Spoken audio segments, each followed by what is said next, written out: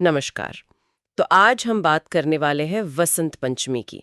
ये एक ऐसा त्योहार है जो सिर्फ कैलेंडर की एक तारीख नहीं है, बल्कि दो बहुत ही खूबसूरत चीजों का संगम है। एक तरफ प्रकृति का अंगड़ाई लेकर जागना और दूसरी तरफ ज्ञान और कला की देवी की आराधना। बिल्कुल। ये सर्दियों के भारीपन के बाद पहली ताज़ी हवा के झोंके जैसा है। इसे ऋतुराज भी तो कहते हैं, मतलब ऋतुओं का राजा। और ये नाम बिल्कुल सटीक बैठता है। सही बात है। ये सिर्फ मौसम का बदलना नहीं है, ये ऊर्जा का बदलना है। और आज हम जिन स्रोतों पर बात करेंगे वो यही बताते हैं कि ये त्योहार कैसे हमारे अंदर और बाहर दोनों दुनियाओं को एक साथ ताजगी देता है। और हमारी आज की पड़ताल का मकसद भी यही है। हम ये समझेंगे कि वसंत पंचमी क्यों मनाई जाती है, इसकी परंपराओं के पीछे का गहरा मतलब क्या है, और सबसे दिलचस्प सवाल, पीला रंग। हाँ, इस दिन हर चीज पीले रंग में क्यों रंग जाती है। और इस बातचीत को एक ठोस जमीन देने के लिए एक मजेदार बात बताऊं। बताइए। हमारे स्रोतों के मुताबिक साल 2026 में ये त्योहार शुक्रवार 23 जनवरी को मनाया जाएगा। तो ये तारीख हमें इस त्योहार की परंपराओं को एक भविष्य के नजरिए से देखने का मौका देती है। वाह। तो चलिए इस विषय की परतों को खोलते हैं। सबसे पहले तो इसका नाम ही है वसंत पंचमी। जाहिर है इसका सीधा नाता प्रकृति से है। कड़ाके की ठंड जारी है और मौसम में एक नई जान आ रही है। लेकिन यह सिर्फ तापमान का बढ़ना तो नहीं है, है ना? नहीं, बिल्कुल नहीं। ये उससे कहीं ज्यादा गहरा है। स्रोतों में इसका बहुत काव्यात्मक वर्णन है। इस समय खेतों में पीली सरसों की फसलें लहराने लगती हैं, जिसे प्रकृति का श्रृंगार कहा गया है। सोचिए, मतलब जहां तक नजर जाए वहां तक पीले फूलों की चादर बिछी हो। पेड़ों पर नई कोंपलें फूटने लगती हैं, आम के पेड़ों पर बौर आने लगते हैं। ये प्रकृति का एक तरह से ऐलान है कि ठहराव का दौर खत्म हुआ, अब सृजन का समय है। और यहीं पर है ना, ये त्योहार बहुत दिलचस्प हो जाता है। प्रकृति में हो रहे इस बाहरी बदलाव के साथ साथ हम एक आंतरिक बदलाव का भी उत्सव मनाते हैं, और वो है माँ सरस्वती की पूजा। हाँ, माँ सरस्वती को हम विद्या, बुद्धि, संगीत, हर तरह की कला की देवी मानते हैं। तो ये सिर्फ मौसम का जश्न नहीं, बल्कि चेतना और रचनात्मकता का भी जश्न है। और यही इन दोनों का सबसे गहरा संबंध है। सोचिए, जैसे धरती ठंड की जड़ता और आलस्य को त्याग कर नई ऊर्जा और जीवन को अपनाती है, ठीक उसी तरह ये त्योहार हमें भी अपनी बौद्धिक जड़ता को तोड़ने और नए ज्ञान और नई कला को अपनाने के लिए प्रेरित करता है। अच्छा। हाँ, प्रकृति हमें सिखा रही है कि विकास और सीखना एक लगातार चलने वाली प्रक्रिया है। ये बाहरी और भीतरी दुनिया के नवीनीकरण का संगम है। वाह। और इसी नवीनीकरण का प्रतीक शायद वो पीला रंग है। जैसे ही आपने सरसों के खेतों का जिक्र किया, मेरे दिमाग में भी यही आया। ये पीला रंग सिर्फ खेतों तक ही सीमित नहीं रहता है ना। ऐसा लगता है जैसे ये रंग पूरे त्योहार पर कब्जा कर लेता है। हाँ, हमारे कपड़ों से लेके हमारी थाली तक। बिल्कुल इसके पीछे जरूर कोई गहरा प्रतीक होगा। बिल्कुल। पीला रंग ऊर्जा, ज्ञान और सकारात्मकता का प्रतीक है। ये वसंत की उस नई खिली खिली धूप का रंग है जो सर्दियों के धुंधलके को चीर कर निकलती है। और जैसा हमने कहा, ये सरसों के फूलों का भी रंग है। तो एक तरह से ये रंग प्रकृति की नई ऊर्जा और समृद्धि से सीधे सीधे जुड़ जाता है।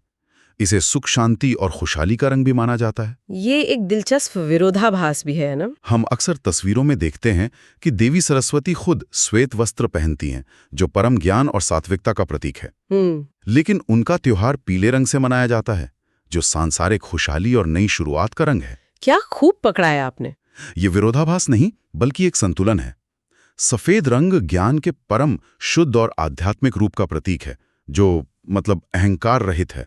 लेकिन पीला रंग उस ज्ञान के व्यावहारिक रूप, उसकी ऊर्जा और उत्सव का प्रतीक है। अच्छा। ये दिखाता है कि ज्ञान सिर्फ किताबों में बंद रहने वाली चीज नहीं है, बल्कि वो हमारे जीवन में खुशियां और रंग भरने के लिए है। इसीलिए स्रोतों में साफ लिखा है कि लोग पीले वस्त्र पहनते हैं और मां सरस्वती को केसरिया खीर, मीठे पीले चावल और बेसन के लड्डुओं जैसी पीली चीजों का ही भोग लगाया जाता है। मतलब ये कि ज्ञान को एक बोझ की तरह नहीं, बल्कि एक उत्सव की तरह जीना चाहिए। अब त्योहार से जुड़ी कुछ खास परंपराओं पर आते हैं। मैंने विद्यारंभ के बारे में बहुत सुना है। ये क्या है और आज के जमाने में इसका क्या महत्व है? विद्यारंभ या अक्षरारंभ एक बहुत ही प्यारी और महत्वपूर्ण परंपरा है। ये वो दिन है जब छोटे बच्चों की शिक्षा की औपचारिक शुरुआत की जाती है। माना जाता है कि ज्ञान की देवी को समर्पित इस दिन अगर किसी बच्चे की पढ़ाई लिखाई शुरू की जाए तो उस पर देवी की विशेष कृपा रहती है। बच्चे को पहली बार स्लेट पर या कागज पर ओम या कोई अक्षर लिखना सिखाया जाता है। ये ज्ञान की देवी के आशीर्वाद के साथ सीखने की लंबी और खूबसूरत यात्रा की शुरुआत है। लेकिन आज के दौर में जहाँ बच्चे 2.5 साल की उम्र में ही प्ले स्कूल जाने लगते हैं, क्या विद्यारंभ की ये औपचारिक परंपरा अपना महत्व खो रही है या इसका रूप बदल गया है? बहुत अच्छा सवाल है। देखिए, हो सकता है कि इसका पारंपरिक रूप थोड़ा बदला हो, लेकिन इसकी भावना आज भी उतनी ही प्रासंगिक है। आज भी कई माता पिता इस दिन को शुभ मानकर अपने बच्चे का किसी स्कूल में दाखिला कराते हैं या उसे पहली बार कोई किताब या पेंसिल बॉक्स लाकर देते हैं। अच्छा। तो विद्यारंभ अब सिर्फ पहला अक्षर लिखने तक सीमित नहीं रहा, बल्कि ये किसी भी तरह की नई सीख की शुरुआत का प्रतीक बन गया है। सही बात है। और दूसरी बड़ी परंपरा तो सरस्वती पूजा ही है। विद्यार्थी अपनी किताबें और पेन और कलाकार अपने वाद्य यंत्र माँ सरस्वती के चरणों में रखकर आशीर्वाद लेते हैं।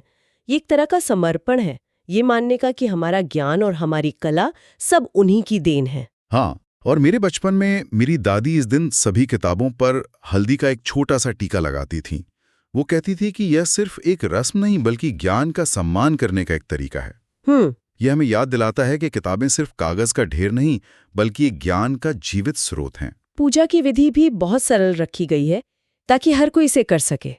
सुबह स्नान, पीले वस्त्र, माँ की मूर्ति या तस्वीर के सामने पीले फूल, हल्दी, केसर और मीठे का भोग। स्रोतों में मंत्रों का भी जिक्र है।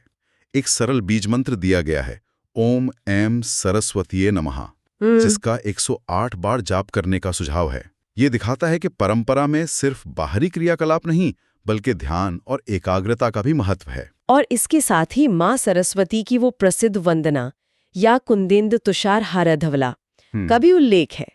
अगर हम इसके अर्थ को समझें तो इस त्योहार की आत्मा को और बेहतर समझ पाएंगे। हाँ, इसका क्या अर्थ है? या कुंदेंदु तुषार हारधवला का अर्थ है जो कुंद के फूल, चंद्रमा और बर्फ के हार के समान श्वेत हैं, या शुभ्रवस्त्राव्रता यानी जो शुभ्र यानी सफेद वस्त्रों से ढकी हैं। अच्छा। यहाँ हर शब्द का महत्व है।